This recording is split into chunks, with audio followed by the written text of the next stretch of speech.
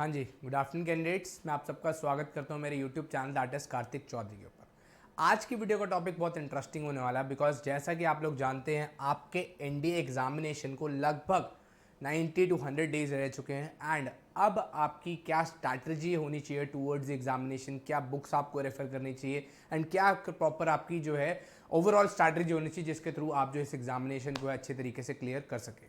सबसे पहले आपको मैं बता दूं, आप लोगों को पता ही होगा लेकिन फिर भी एक बार बात कर लेते हैं। दैट इज आपके जो एग्जाम है दो पैटर्न्स के अंदर डिवाइड है, that is maths and GAT. तो मैथ्स की क्या स्ट्रैटेजी होनी चाहिए, क्या बुक्स रेफर करनी चाहिए, एंड जीएटी की क्या स्ट्रैटेजी होनी चाहिए, क्या इसके अंदर बुक्स रेफर करनी चाहिए, उसके बारे में हम बात करते हैं। सबसे पहले हम बात करते हैं मैथ्स की, ठीक है जी।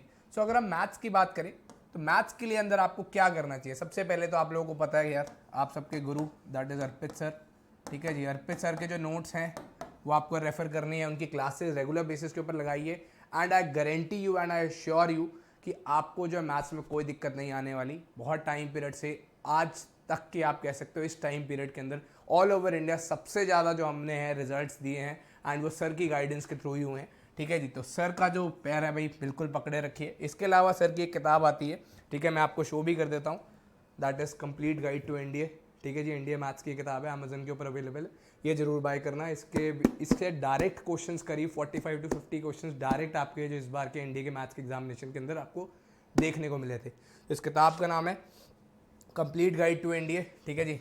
मैथ्स की बुक है जो अर्पित सर की, ये जरूर बाय करना, ठीक है जी। एंड साथ ही साथ आपने जो लगाने हैं that is previous year questions जो कि क्लासेस के अंदर आप सर जो है लगवाते हैं। इसके अलावा इस किताब के अंदर भी है जो प्रीवियस ईयर क्वेश्चंस जरूर मेंशन्ड है जो कि आपने लगाने हैं। और ये किताब जो आगे आने वाले 5 साल तक के सिलेबस के अकॉर्डिंगली है जो बनाई है। इसके अंदर जो डिफिकल्टी लेवल्स है वो भी अच्छे हैं, आप कह सकते हो बिल्कुल बेसिक नहीं है, मीडियम लेवल है एंड कई जो है हाई लेवल के क्वेश्चंस भी है। आपको जो हर एक तरीके से है जो तैयारी करवाई जाएगी, चाहे अगर आपका लेवल छोटा हो तो भी इस बुक से तैयारी कर सकते हो, आप मीडियम लेवल के हो तो भी अच्छे से कर सकते हो एंड आप हाई लेवल के हो तो भी आप इस बुक से तैयारी कर सकते हो। ये आपको जो है मेथड फॉलो करने हैं, प्रीवियस ईयर क्वेश्चन करने हैं, अर्पित सर के नोट्स करने हैं एंड मैथ्स की जो एक किताब है ये फॉलो आपने करनी ही करनी है, ठीक है जी। इसके अलावा आपने लास्ट मोमेंट पे आप कह सकते हो 1-1.5 महीने पहले आपने लगाने हैं दैट इज मॉक टेस्ट, ठीक है जी। Mock test is the key to success. ये बात तो आपको पता ही होगा कि मॉक टेस्ट के बिना जो है काम नहीं बनेगा एंड नहीं चलेगा। तो मॉक टेस्ट आपको जो है सेल्फ एनालिसिस कराते हैं आपकी कि भाई आप स्टैंड कहाँ कर रहे हैं, कि एक्चुअल आपने प्रिपरेशन तो कर ली but where are you standing, कि एक्चुअल आप खड़े कहाँ हो रहे हो, कितना आपका स्कोर बन रहा है एंड साथ साथ आपको जो है ना पेशेंस सिखाता है कि आपने पेपर अटेम्प्ट कैसे करना है। बिकॉज वहाँ पर आपका टेम्परामेंट जो है बहुत ज़्यादा हाई होता है, बहुत ज़्यादा डरे हुए होते हो जब आप OMR शीट भर रहे होते हो या पेपर आप अटेंड करने वाले होते हो।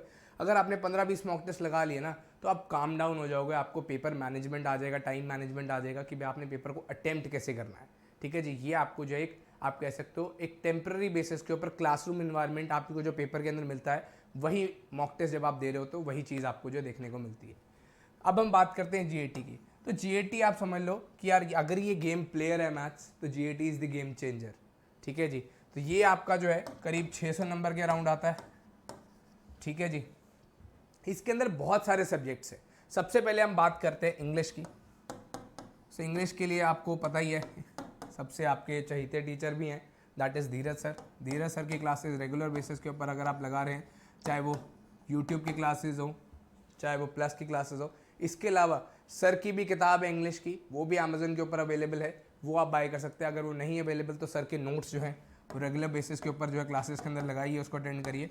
कई बच्चा कहता है कि सर मैं 12th पेयरिंग मेरे बोर्ड चल रहे हैं, मेरे पास टाइम इतना नहीं मिल पा रहा है, तो उस टाइम पे क्या करें, आप रिकॉर्डेड सेशंस देख सकते हैं, ठीक है जी। वो आपको बहुत ज़्यादा हेल्प करेंगे इस एग्जामिनेशन को क्लियर करने के लिए। नेक्स्ट हम बात करते हैं दैट इज साइंस पोर्शन की। साइंस पोर्शन के अंदर आपको क्या करना है, साइंस पोर्शन के अंदर आपके पास मेंटर्स हैं जो कि बहुत बेहतरीन हैं, बहुत अच्छे तरीके से आपको जो पढ़ा रहे हैं। जैसे मैं बात करूँ राधिका मैम है, श्वेता मैम है, इसके अलावा आपको जो श्याम सर है। बहुत सारे एजुकेटर्स हैं प्लस के प्लेटफॉर्म के ऊपर जो आपको टीच करें। इनके अलावा जो आप राधिका मैम, श्वेता मैम की है जो क्लासेस भी अटेंड कर सकते हैं एंड इसके अलावा जो है श्याम सर भी हैं, उनकी भी क्लासेस आप जो है अटेंड कर सकते हैं। एंड इनके तीनों के हैं जो नोट्स जो बताए जाएंगे एंड साथ ही साथ एक जो इंपॉर्टेंट चीज़ है दैट इज़ एनसीईआरटी जो आपने कवर करनी ही करनी है। एनसीईआरटी के बिना जो है साइंस के अंदर आपको बहुत ज़्यादा दिक्कत आएगी। क्यों? क्योंकि जो साइंस के क्वेश्चंस आते हैं, बेसिकली फिजिक्स के जो क्वेश्चंस आते हैं वो कंसेप्चुअल बेसिस होते हैं, आप कह सकते हो कंसेप्ट के बेसिस के ऊपर होते हैं। सो अगर जब तक आपके कंसेप्ट नहीं क्लियर होंगे वो क्वेश्चंस आपसे नहीं बनेंगे। दो न्यूमेरिकल्स कम आते हैं, बट यहाँ पर आपको जो कंसेप्ट आपके बेसिक क्लियर होने चाहिए। 10th लेवल तक की आती है, लेकिन आपको जो है क्लियर होने चाहिए 10th लेवल तक के आपके जो बेसिक्स हैं वो अच्छे से क्लियर होने चाहिए, तब आपके क्वेश्चंस बहुत आसानी से क्लियर हो जाएंगे। और पीसीएम वालों को यहाँ पर एक प्लस पॉइंट होता है कि उन्होंने ये जो साइंस है वो अच्छे से कर रखी होती है। ठीक है जी। थर्ड पोर्शन इज, आप कह सकते हो हमारा जीएस पोर्शन, जी के पोर्शन हो गया हमारा, जिसके अंदर सारा कुछ आ गया, history, polity, geography, current affairs, ठीक है जी, एंड इको। ठीक है जी। बायो के लिए आप कर सकते हो पुरलव सर के लिए, पुरलव सर के जो नोट्स है वो कर सकते हो, या फिर अमित सर की जो यूट्यूब की क्लासेस है वो अटेंड कर सकते हो, वो भी बेसिकली आपको बहुत हेल्प करने वालेगी। अगर हम बात करें यहाँ पर हिस्ट्री की, तो हिस्ट्री के लिए आपने किताब रेफर करनी है, दैट इज हिस्ट्री के लिए किताब आप रेफर कर सकते हैं। हिस्ट्री के लिए जो किताब आप रेफर कर सकते हैं दैट इज बिपिन चंद्र पाल। ठीक है जी। यूपीएससी के एग्जामिनेशन, बिकॉज आपको पता है हिस्ट्री का जो सिलेबस है वो बहुत ज़्यादा वास्ट है, सो आपको इन डेप्थ पढ़ना है। अगर आपने इन डेप्थ पढ़ना है, बहुत ज़्यादा पढ़ना है, हिस्ट्री के अंदर आपका मन है, पसंद करते हो आप हिस्ट्री के सब्जेक्ट को, तो आप बिपिन चंद्र पाल पढ़ सकते हो, स्पेक्ट्रम पढ़ सकते हो किताब। इसके अलावा अगर आपको लगता है कि नहीं सर हमारे को जो है सिर्फ टू दी पॉइंट पढ़ना, हमारे को ज़्यादा नॉलेज इतनी नहीं चाहिए, सिर्फ एग्जामिनेशन पॉइंट ऑफ व्यू से रेलिवेंट पढ़ना हमने, सो आप जो है क्लासेज अटेंड कर सकते हैं मेरी रेगुलर बेसिस के ऊपर। जो है 2 बैचेस चल रहे हैं हमारे, संकल्प बैच है जिसकी शाम के 5 बजे क्लास होती है, एंड अगस्त्य बैच है जो शाम के 6:45 बजे है जो क्लास होती है। वो क्लासेस को रेफर कर सकते हैं, उसके अंदर जो मैं नोट्स प्रोवाइड करता हूँ उसको जो है कवर कर सकते हैं। इसके अलावा जो है अगर आपने फिर भी एक किताब भी रेफर करनी है साथ में, तो दैट इज़ लूसेंट जी के, जो कि मॉडरेट किताब है, उसको आप रेफर कर सकते हैं।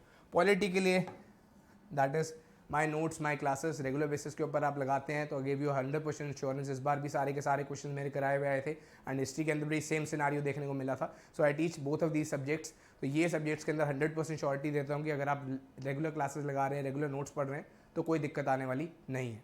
ठीक है जी। ज्योग्राफी के लिए आप जो है कवर कर सकते हैं, सन्नी सर की क्लासेस आप देख सकते हैं, एंड किताब अगर आप कोई देखना चाहते हैं तो माजिद हुसैन की किताब है, अच्छी किताब है वो। इसके अलावा एनसीईआरटी रेफर कर सकते हैं। इसके अलावा अगर आपने नोट्स करने हैं या फिर और किसी टीचर से अगर आप जानना चाहते हो, मेंटर की रिकमेंडेशन चाहते हो, दैट इज़ अगर आप सन्नी सर से पढ़ना चाहते हैं, Sunny sir is very good teacher, उनसे पढ़ सकते हैं। इसके अलावा जो एसके सर हैं उनसे पढ़ सकते हैं, दोनों ही बेहतरीन टीचर हैं अपने अपने सब्जेक्ट्स के रिलेटेड, एंड दोनों ही आप उनका एक्सपीरियंस अच्छा है।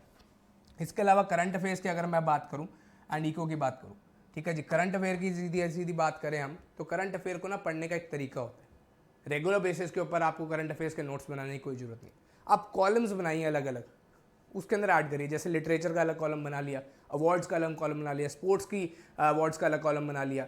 ठीक है जी। तो इससे क्या है, जो भी इवेंट्स ऐड ऑन होते रहते हैं उस कॉलम्स के नीचे ऐड ऑन करते रहो। रेगुलर बेसिस के ऊपर आप जो है अगर इवेंट वाइज, डेट वाइज बनाओगे ना, तो उसमें क्या है, आपका गत्था बहुत ज़्यादा बनकर तैयार हो जाएगा, बहुत ज़्यादा जो आपके पास नोट्स हो जाएंगे, and that is not relevant. जब फाइनल आप रिवीजन करने बैठोगे तो वो पढ़ोगे भी नहीं, बिकॉज वो बहुत ज़्यादा 3-4 रजिस्टर्स जो है एंड मोमेंट तक आपके रेडी हो जाएंगे, एंड दैट इज़ वर्थलेस, कोई फ़ायदा नहीं है उस चीज़ का।